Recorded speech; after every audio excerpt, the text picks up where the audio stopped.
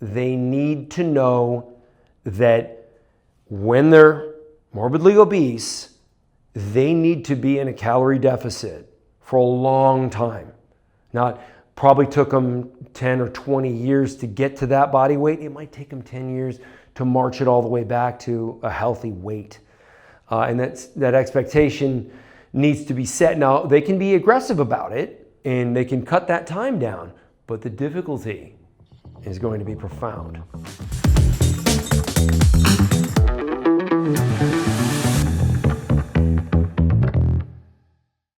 Hi, my name is John Jaquish. I'm a doctor of biomedical engineering, and I have a unique perspective on a lot of things: nutrition, exercise science, sports performance, elite athletes, and how to get from one of those categories to the other, especially if you don't easily grow muscle. That's what my favorite subject. But today, I want to talk about, specifically look at a clip from the documentary about The Biggest Loser. It's now on Netflix. And there's one issue that they brought up multiple times in the show about damaging your metabolism. So here, I'm gonna play the clip and then react to it. Well, I just woke up and got on the scale and freaked out because I'm 340 pounds. I didn't know I was that heavy. I thought I was about 300. And I hadn't weighed in about a month, and I hadn't really been watching my diet too well. And I'm just a little distraught that I'm that heavy because I'm less than 100 pounds of where I started on The Biggest Loser. I looked at some of the people from 2, 3, 4 seasons behind me, and they had gained a lot of the weight back. We were gaining weight while we were even working out, and we knew something was up.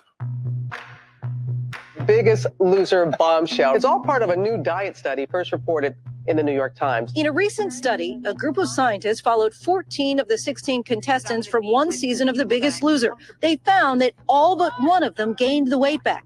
4 of them even reported being heavier now than at the beginning of the show. I did read that article, and it doesn't surprise me. Losing a lot of weight is a difficult thing to do. Most people fail at it, and they fail at it because if you approach it like it's something you're going to do temporarily, a diet or a show where you're literally exercising all day in between crying in a fetal position and maybe some meals that are very unsatisfactory.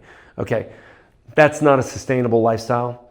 And the problem is, if you're going to succeed, you need a lifestyle change. When people watch me walking down the street, they know what I eat. Like when they look at me, I'm, kind of a wall of muscle. And it's like, okay, you eat a lot of Twinkies? I don't get that question. They know I eat steak. They know I probably take care of my nutrition. I'm probably doing all the healthy things, which is true. I am doing all of the healthy things. And I think some people will ask, because they're hopeful about my answer, hey, what are your cheat meals like? And I go, the problem is when you have a cheat meal, you're only cheating yourself. And I've been my own worst enemy many days of my life.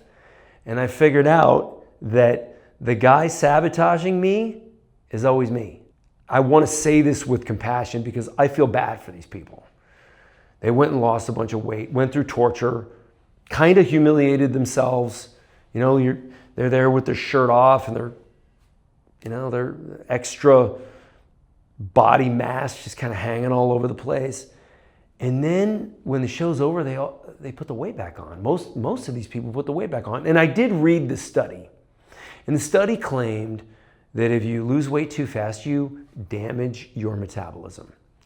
And then you won't be able to lose weight. I've got great news for you. That's a crock of shit. That is not true. You cannot damage your metabolism. That's almost as stupid as when people are saying, oh, you're not losing weight, it's because you're not eating enough. What? That's ludicrous, and so is this damaging the metabolism. And I think part of the issue here is as people are losing weight, and Menno Henselmans has discussed this at great length. And if you want to find his videos on it, I recommend it. In fact, I'll probably drop them in the comments.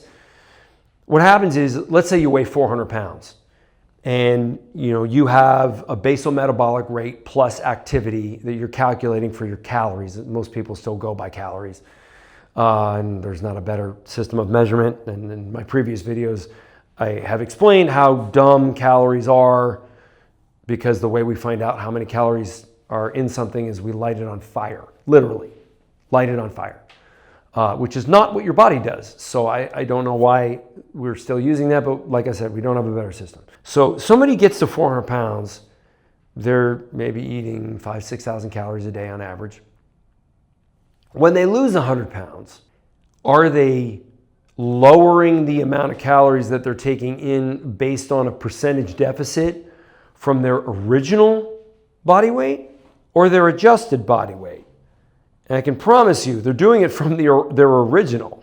You have to keep recalculating that shit because you want it to be accurate. If all of a sudden you were 400 and now 300 and you want to keep losing weight, well, now you got to redo the calculation because you're now 300 pounds. So you got to find out what your basal metabolic rate is and then estimates on your activity and then do a deficit from that point, which is often forgotten. So, and I read the paper, and the paper was suggesting the damage of metabolism, and there are a plethora of other papers that indicate that this is not, and I'll show you some of those, but we really need to spread this message. So share this video with anybody that you have enough rapport with who's overweight that you could share something like this and they wouldn't be mad at you.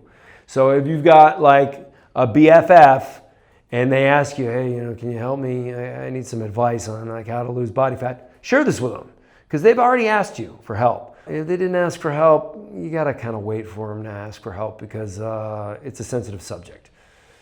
Weight is one of those things where if you bring it up, you're almost calling the person unattractive, which is like a really hard thing for most people to hear and often don't want to hear it. So you got to wait for them to bring it up, but this will help them.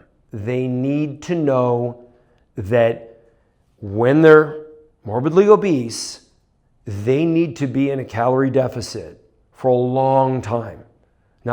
Probably took them 10 or 20 years to get to that body weight. It might take them 10 years to march it all the way back to a healthy weight. And that expectation needs to be set. Now, they can be aggressive about it and they can cut that time down, but the difficulty is going to be profound.